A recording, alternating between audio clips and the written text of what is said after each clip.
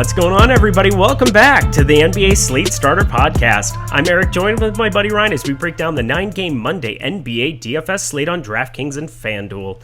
Lou Dort makes everything. That's unfortunate for me because just 0% of him. That was not ideal for me, but a lot of other pieces going off. Whiteside ended up starting, fantastic. A couple of other spots for Charlotte. Scary Terry out of his mind.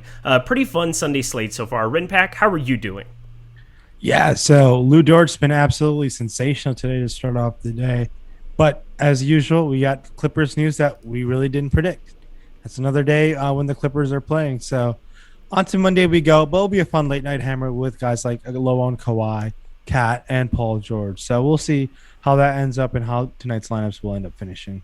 Oh, nobody associates me with Clippers news whatsoever. Nobody's ever thought of that with me. Paul George and I are best friends, so there's that. But Nick Batum out, Kawhi Leonard in, should make for an interesting little evening. But guys, get to that bottom bar. Hit the like button. Hit the subscribe button. That goes a long way for us if you're watching us on YouTube. And hit that notification bell so you know when this and all the other content at Awesemo is going live. We are sponsored by Monkey Knife Fight. MonkeyKnifeFight.com. If you use promo code Awesemo, not $50 match deposit bonus, but we have a slash up there in the corner. It is now $100. You get $100 first deposit match bonus. So definitely utilize that. They have all the prop-based games you could ever ask for over on MonkeyKnifeFight.com. A bunch of different things for PGA. Well, I'm curious to see if they have anything coming. There's a team event for the PGA this week. It sounds like DraftKings is going to have some contests for it. Curious to see if Monkey Knife Fight has other stuff. They're sponsoring Charlie Hoffman, who's been playing some awesome golf. But a fantastic site. Definitely go over and use it for NBA, MLB, all of those goodies. That's pretty much it for me. Ryan, you ready to get going? Let's do it. Let's ride. So we've got a 9-gamer here on tap. We're starting on DraftKings per usual. Russell Westbrook is $11,000 up against OKC. We know that he used to play for OKC. That was a long time ago. I don't think a revenge narrative really matters for Russell Westbrook in the sense of he's still a phenomenal player in any spot. But $11K, you're definitely paying for him. Piece of news we'll be waiting. We had a left ankle injury for Steph Curry in Saturday's loss. So we'll see if he ends up being fine or not. But if he ends up playing at 10-5, that's a big number up against Philly, facing his brother, which is kind of a fun little narrative to be playing off of. But definitely makes a guy like Jordan Poole at 4,500 on DK very, very interesting. So keep track of that news. And then we got LeBron James, Donovan Mitchell out. Drew Holiday, 8,300 up against Phoenix. That might be tough to get to. And then John Wall, 7,900, should be back here after taking the day off. Kevin Porter Jr., no longer a thing if John Wall's back for me. Talk to me about the top end of point guard. Yeah, top end of point guard, Russ, 11K and 11.5 on DraftKings and FanDuel respectively. And a matchup versus Oklahoma City. He's matchup proof the way he's been playing of late, and he's just been an absolute tear. I believe now he's the first player ever to have 25 or more triple doubles in 4 different seasons, and that's just fantasy goodness. And we gotta take advantage of that while we can. And if he's on the slate, it is really hard not to have him or Jokic as your 1 and 2 top options. Embiid should deserve a mention. Giannis against the Phoenix matchup, just looking at the studs, it's going to be tough to not say Russ is going to be that top dog tomorrow, especially on that point guard spot. But Curry, 10-5 on DraftKings. The 3-point bonus for him has just been absolute magnificent over there as he just keeps knocking down every single 3. It feels like he's still in play. If he's going to play, I'll have interest against Philly. I know he might see a lot of Ben Simmons, but I don't mind. I think Steph Curry's offensive game is just through the roof. Not even Ben Simmons' defense is going to really slow him down that much. I think we can. I think he's going to be low owned at 10-5. So I think it's a great contrarian option as he's paid off for over a week.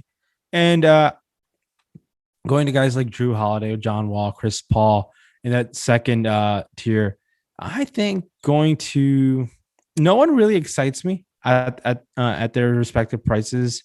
I think the guy who out of those 3 who I'd have the most interest in is probably a John Wall, just because when given the minutes of late, he's been pretty solid. I know against Denver, he was absolutely terrible, but against Indiana, he put up 54. There's a game against Golden State, he put up 42. In Dallas game, he put up 59. So that upside at that price, I think, is what I'm targeting. And Miami will be on a back-to-back. Really going to be a I think a fine low owned option where he has 50-point upside, and at that price tag, you'll be really content. Looking down here at the value in the bottom barrel, Kemba Walker is questionable. He's sick. If he sits, it is Peyton Pritchard season. The pride of Oregon, the Oregon Ducks, 3,400 over on DraftKings. I'm not sure what all the value looks like. Obviously, you have Marcus Smart back. You have Jaylen Brown, Jason Tatum. They can eat up a bunch of that usage. But it looks like all of them are sick. So we could be looking at a crazy amount of value that exists with if Jaylen Brown and Kemba Walker were to sit out of this Boston team up against Chicago on the other side, where they were shorthanded here the other day and will continue to be without Zach LaVine. So a shout out to Kobe White as well. Now up to 47 over on FanDuel, but has played pretty well here right out of the gate. 33 and 32 minutes. Obviously 42 and a half against Memphis, 24.1 against Cleveland. If you're getting low 30s, Kobe White, that's still a good spot to be invested in. What do you think about him? What do you think about Peyton Pritchard? Yeah, Pritchard's going to be a sneaky call because there have been games where Kemba's been out and Pritchard hasn't been starting. I believe they've been opting with the Marcus Smart role. But I think Pritchard is a great tournament option. And at that price tag, he's found ways early in the season to pay off. Another guy who's just been broken is John Morant. What is wrong with John Morant? This is like, we've been talking about this for a while, but I expected him to turn around. Is that still a lingering ankle injury? He went 5 of 16 last time from the field. The shot attempts are nice, but and they're playing through Joe Val is what's really probably the real difference now. But John Morant has that upside in him. He could find a way to 40 fantasy points. He has just not done that in so long. It's been since March 31st, I want to say that he's gone north of 40 FanDuel points. So really disappointing, but at $6,500 on FanDuel, I'm still going to have some interest. I know it probably makes me sick. And no Monty Morris tomorrow. And I think I'd pivot off of Kobe White. Yeah, maybe Composite gets extra minutes at 4,300. I think that's another place to consider. But I really like your Kobe White call. Those minutes are really solid. I think there's a real pathway of him succeeding against this Boston matchup. You've taught me well, Sensei. You have taught me well. That's what it is. Just, utilizing those goodies. Top end of shooting guard over on FanDuel. We've got a couple of nice options in Bradley Beal at 8,500, Devin Booker 8,400, Karis LeVert 8,300. But obviously the big piece of news to be talking about is the Donovan Mitchell injury and the amount of usage that's going to open up for the whole team. You've got he's point guard, 6,100 over on FanDuel, but Jordan Clarkson is going to be a guy that's going to be very, very popular regardless on FanDuel there. And he's got the shooting guard eligibility up to 6,400 over on DraftKings. Curious to see how those kind of end up projecting out. But at shooting guard over there, you've got Joe Ingles, who's been elevated up to 6,300. I still think that there's some room to get over on that. 39 minutes, 49.6 up against the Lakers. Now playing the Lakers again. Curious what you think about some of those Utah pieces on the top end. And then Karis LeVert, 8,300 up against San Antonio. DeMar DeRozan on the other side of it, 7,900. Both all right options, but really curious to hear what you have to say about Utah. Yeah, Utah, a team with no Donovan Mitchell, going to have to find a way to fill the void, and why not Jordan Clarkson and Joe Ingles? And they really going to carry a huge offensive load for some time. We saw that against this Lakers matchup, Utah decided to rest everyone. So it's going to be interesting to see what the rotation looks like going forward and how the backcourt minutes are split up. So I like going to Clarkson and Ingles. I feel confident in those in that option, in going to them in the situation. Other guys in the shooting guard spot, I know Bradley Beal on the other side of things of Russell Westbrook, both $9,200, $8,500 on FanDuel. I don't mind it. I think I know Beal's kind of just letting Russ drive of late because he's dealing with this hip injury, but we've seen Beal really show out the last 2 times out: 22 shot attempts, 29 shot attempts, 22 shot attempts, 31 shot attempts. So those shot attempts are really, really high, and I'll take my chances at that price tag. I have no issues going to him whatsoever. In a fun real life basketball game, guys like Booker and Middleton are going to be tough to get to just because of the way they're priced, and everyone's healthy in that situation. But they could spike an upside at really low owned options where they both have 50-point upside just because of how efficient they can be when they're in the court, and they can do it in a short amount of time. DeMar DeRozan, $7,900. I think as long as he's under 8K and he's playing 37 minutes a game, I will be very content going there. And I think last time he put up a double-double, went 25 and 10. So he's someone that I think we can keep continuing to roster, as Spurs are still in the thick of like the playing game and in the playoff seeding. So definitely, I don't have any issues going to DeMar at that price tag. And there is no Corey Joseph tomorrow. I think Josh Jackson still can be in play at $5,500. It'll be interesting to see what Dwayne Casey does with the guard situation. This time with no Corey Joseph. Maybe is it Killian Hayes that he finally gets more minutes? So another guard that you can target in that situation. And Will Barton, probably the other shooting guard who I'll have interest in. With no Monty Morris getting ball handling minutes, I think Barton could get a role. I'm not sure if Austin Rivers has agreed to sign yet or if he's done through protocol testing. I think that up until we know that for sure, I think targeting guys like Barton and Campazzo to finally show out a upside with no Murray, I think are great considerations in my opinion. Yeah, I think you're right on about Detroit. I kind of skewed over. I mean, Killian Hayes has been a big part of builds here of late. I think Frank Jackson, I mean, he's point guard eligible only on FanDuel, but over on DraftKings where you can play him at shooting guard, he's 3,200, has played 24 and 26 minutes the last two. That's enough to be able to be viable at a shooting guard position, 3,200. Frank Jackson, no Corey Joseph. Yeah, I do not mind that at all. And then, as you said, going to Josh Jackson as well. I think that'll definitely be a good spot to be going 5,500 there. Really like that, kind of the usage guy out of that grouping. But Killian Hayes definitely also might have overlooked at the point guard position. And I've been playing him. I like him. 3,900 over on FanDuel as well. 25 and 26 minutes his last two before he ended up not playing the last time out. So anybody else at shooting guard for you? No, I think going over to the small forward spot should be good. Yeah, well, there we go. Jimmy Butler didn't end up playing here on Sunday, so I don't even know. His sprained right ankle. There we are. 39 minutes, a 63.5 in that Minnesota game. I just was in love with Jimmy Butler in that spot. I don't buy into many narratives, but I just know how much he hates Karl Anthony Towns. So that was enjoyable. Jaylen Brown, 8,400, sitting down there right below him, is questionable with an illness as well. So him and Kemba, non-COVID, but definitely sick. So pay attention to that news. Follow our guy, the news god. Be informed. And then DeMar DeRozan sitting there at 8K. We talked about him. And your boy, Michael Porter Jr., making a push up to 8K close. 7,700 over on DK. Talk to me a little bit about him because I know you want to play him. Yeah, I'm definitely going to play him in a spot against Memphis. And on the shooting guard spot tomorrow, if there's no Butler and no Jaylen Brown, it's going to be a really, really interesting situation. Guys like $6,400 Lou Dort will be popular, I think, the way he's playing today. So that's something to keep an eye out for. He's just been an absolute tear of late. So that's going to be tough to really have a ton of interest in there. But someone we need to keep an eye on because of the way he's just simply just balling out right now. So it's been quite the ride with Lou Dort. But Porter Jr. really like on both sides. I think he's showing out of late. He's been playing a very efficient basketball, just shooting wise. Finding his improved defense is something that he's constantly working on. And I think he's shown the ability where Malone trusts him down the stretch. While in his rookie season, that was tough to go at all the time. Will Barton, 5,900, also a solid consideration. Bogdanovich is someone who has 3-point bonus on DraftKings. Took 15, 16 shot attempts the last two times out. I think definitely going to him where I think he's going to be asked to take a lot more shots going forward.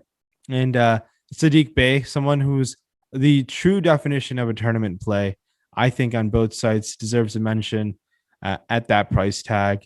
I think is $52 and $5,300 on FanDuel and DraftKings respectively. Below him, Kellen Johnson's 4,200. Someone who could find an upside in getting up different peripherals, and the minutes are somewhat. You feel confident of him at least playing mid-20s minutes, and at that $4,200 price tag, I think I'm pretty content taking my chances with him.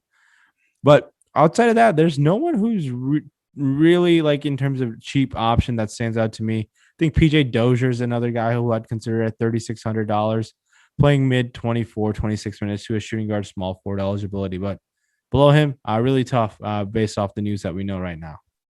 Agreed. Patrick Williams, always high 20s minutes, like right in that direction, like 29 minutes or so. 4K, he makes for a viable punt. But also, let's talk about the original Sadiq Bey. His name is Danny Green, the OG Sadiq Bey, who went up for 41.9, 35 minutes, just 6 stocks total. Like, this guy is just so tilting because he just can go out and do something like that. You've seen the extremes, those back-to-back games when they only had 8 players available, where he had like an all-time nut worst game against Miami, and then goes back and puts up like 50 or 40 or 50 real points or whatever it was that he just completely destroyed that slate. What do you think about Danny Green? If he has ownership, I wouldn't go near him, but if he doesn't, why not? $4,400. Yeah, why not? Because on FanDuel you get the roster too. Taking my chances on Patrick Williams makes a lot more sense than Danny Green, in my opinion. But it's a pure tournament play. On DraftKings, where you get the 3-point bonus, maybe that also helps him out. But the stocks are really, Danny Green can really pick those up in a hurry. Tough to go there on a guy who is a pure tournament play. And if he has any sort of increased ownership, I'm hopping off. There's no way. Same, absolutely same. I just wanted to point it out because he's somebody, if he's like 3 or 4%, I'll probably have a little bit. And, that's kind of what I'm here to do is throw out my takes. And nobody's here to listen to you, Rin Pack. You don't know anything. That was all sarcasm. I'm here to talk to you. I mean, I'm just like everybody else. Also, shout out to Spags for absolutely obliterating me, and Alex Baker for absolutely obliterating me on Twitter. What a fantastic tweet by the boss man. Go over to my Twitter, at Eric Lindquist. All you have to do is, this little white little box that we have here on the bottom. Head over to Twitter. The guy just put me in my place. It was fantastic. And then Chris Spags ended up doubling on top of it. Just in terms of apparently I have a very Patrick Mahomesy voice, and there's an owl from this RPG game from 20 years ago that apparently his impersonation of me sounds like. So thanks for ruining my life, everybody. Top end power forward, Giannis Antetokounmpo is $11,000 over there. He's very good at fantasy basketball, and you should probably be playing him. I know 29 minutes against Memphis. We're hoping he can get to around 30 minutes or so. Curious what you're going to be talking if you feel that way. I mean, if he's going to be low owned, people have minutes concerns, I'll be there. But yeah, for once, I might not be just jamming Giannis without thinking about it. Jason Tatum, 9,700. If you got Jaylen Brown and Kemba Walker out, would just be an amazing play at the top end against Chicago. His hometown team, I believe. Isn't he from Chicago originally, Jason Tatum? Maybe, nope, I'm thinking Jabari Parker. I'm pretty sure it's Jabari Parker. So maybe play Jabari Parker now that he's a Celtic. That's exciting. Anthony Davis has a game time decision next to his name. That's kind of a big update. We'll see if he ends up going, but I think he's doubtful. And then Domantas Sabonis, 8,700 against San Antonio. The guy who just goes and obliterates first halves and does nothing in the second half, or so it would seem. Talk to me about the top end of power forward. Yeah, top end of power forward, Giannis, in a game that might stay close where they might need mid-30s minutes of Giannis. I know he's coming off that knee injury. Maybe they're a bit cautious, but mid-30s minutes of Giannis could equal 70 fantasy points, and really someone we should consider in our bills as a lone set who could be the highest scoring player on the slate. Definitely have interest in him. Sabonis against the Spurs. Sabonis, the cover boy for today, I think makes her a fine option. Both sides, $8,700 on FanDuel. Or we have to roster too. Definitely stands out to me. I think paying up for Sabonis makes a ton of sense in this situation. Other guys who can spike an upside, we're seeing what Christian Wood is doing tonight, and now a matchup versus Miami. You might garner a tough BAM defense here and there, but 8K is still a solid price tag where he also himself has mid 40 point upside, and if not higher. And Draymond Green, also just a guy who has huge tournament winning upside as well. We've seen that happen not over and over again, a handful of times throughout this season. So another solid option to keep in mind of. But power forward outside of that, Slate usually has a way more options. Kind of disappointing, honestly, on both sites based off the news we know. It's tough to go to a guy like, I guess, Kevin Love. You can now consider one less body in Larry Nance, who's been ruled out. Love could play more than 30 minutes in matchup versus Detroit. Could get that double-double and 3-point bonus points over there on DraftKings. So I think he's one guy to also consider. Aaron Gordon is, I think, just too cheap at this point, where I think Gordon, if you were to find a way to play 30 minutes on this Denver team, There's an upside for him to put up 30, 40 fantasy points. So at that price tag, that FanDuel $5,100 price tag, I think taking your chances on Aaron Gordon, also at $5,700 on DraftKings, it makes sense in terms of they're still rocking with no Jamal Murray. I know he's not been he hasn't played as well in terms of fantasy purposes of late. So he's just another guy I think we can take some chances on. The highest owned player of the slate tomorrow, same guy it was before, Isaiah Stewart, 4,800 over on FanDuel, that is. 4,800, you're getting Mason Plumlee out again. You have Sekou Doumbouya, who just got ruled out like 5 seconds ago. So 4,800 Isaiah Stewart is 101%. Well, 101% is probably too much because then you cheated. But what are you thinking about him tomorrow? Just an absolute smash coming off of his 24-minute, 39.9 outing against Washington, 31 minutes, 49.7 against OKC. I mean, he's just good, right? Yeah, he's been really good in terms of fantasy purposes of late. Like really impressive. The only cause of concern is some Kevin Love potentially putting him in foul trouble. It's always hard to predict that, but something that you can see getting crashed on the boards by such a talented offensive player like Kevin Love. But at those prices, you're going to have a ton of interest in him. Probably a really good reason to be one of your highest owned players on the slate because 4,800 against this Cleveland matchup, 35, 36 fantasy points to 40 fantasy points. That's really going to pay off that salary in many ways. And it's with no Plumlee, you're going to feel really secure about those minutes. And he's been playing productive on the floor, and he's been trying to work on his game and just overall mid-range shooting game as well. We know he can pick up those rebounds and putbacks, but I'm interested to see how he develops in this last month of the season and how much Dwayne Casey's going to roll him out. Same. Yeah, the boss man's got to be happy. Alex Baker is a Detroit Pistons fan. They got one good player. That's exciting. Good job. Good times. Let's go to center and round this puppy out. Nikola Jokic, 11,000 up against Memphis. Joel Embiid, 10,700 up against Golden State.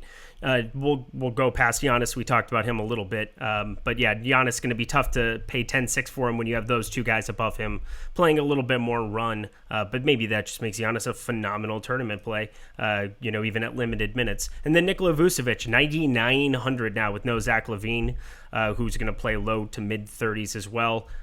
Curious how your interest in Vooch with no LaVine, but man, you better get center right again. And then Bam Adebayo, 8,100 down there. I'm going to throw him in the mix too, because if you get no Jimmy Butler, that becomes another spot. Bam Adebayo hit that game winner today, put up just short of 50 fantasy points. Another great spot, and another center to add to the list of amazing center plays on this slate. Yeah, I think you rattle off a lot. And if no Jimmy Butler, huge, it should help Bam for sure in a matchup versus Houston where he should dominate. Nikola Jokic up top, Joel Embiid up top, Vooch up top. All those guys are great. I do see merit saving to a guy like Vooch against Boston in this matchup, but you're going to sacrifice Embiid versus Golden State. Kevon Looney's not going to slow down Joel Embiid. Embiid loves to play up against studs. If Curry's going on the other side, Embiid could put up 60 fantasy points in 3 quarters against his Golden State team. That front court should not be able to slow down Embiid whatsoever. Jokic did 65.5 in 27 minutes versus Houston the other night. He's on a completely different level, and with no Murray against Memphis, I do think we're going to have a ton of options, especially on DK, to play 2 centers tomorrow. It's going to be kind of not to say a priority, and hopefully value opens up where we can do that. And I think taking some chances like that definitely will pan out. Other guys at the center spot, Andre Drummond finally played a good game. About damn time.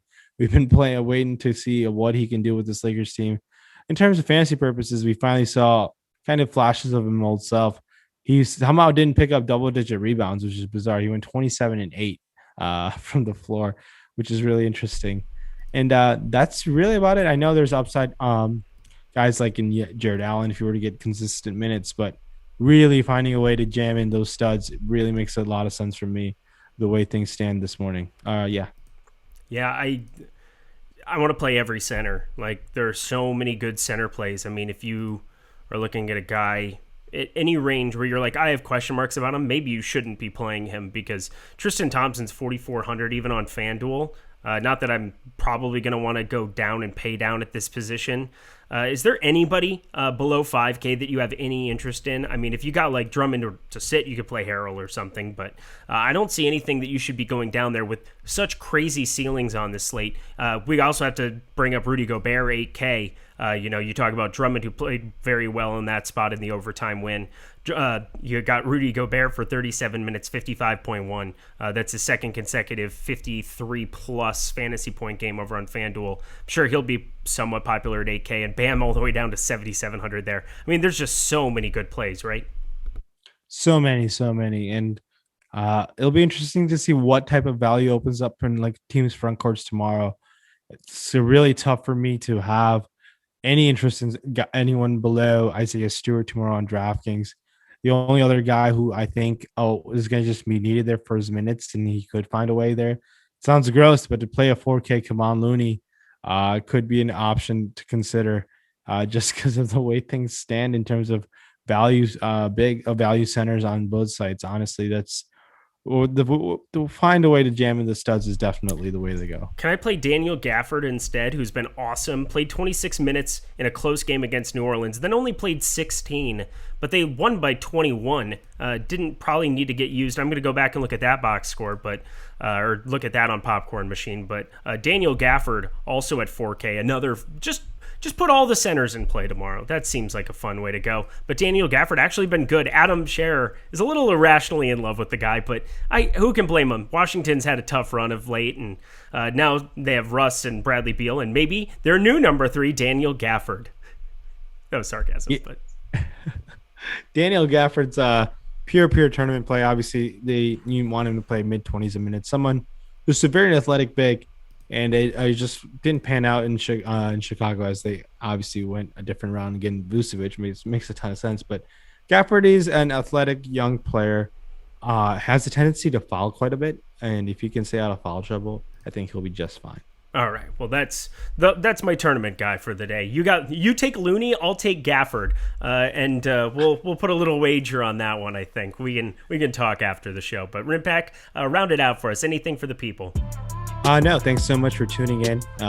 Please do leave us a 5-star review on the podcast platforms that you listen on. And it's getting in that home stretch where teams that are making that playoff push, teams that are tanking for that 1 seed, one pick. It's going to be really interesting in terms of DFS, and we're glad that we can start the day off with us. Thank you for starting your day off with us. For Ryan, I'm Eric. We'll catch you guys on Tuesday. Good luck, gamers.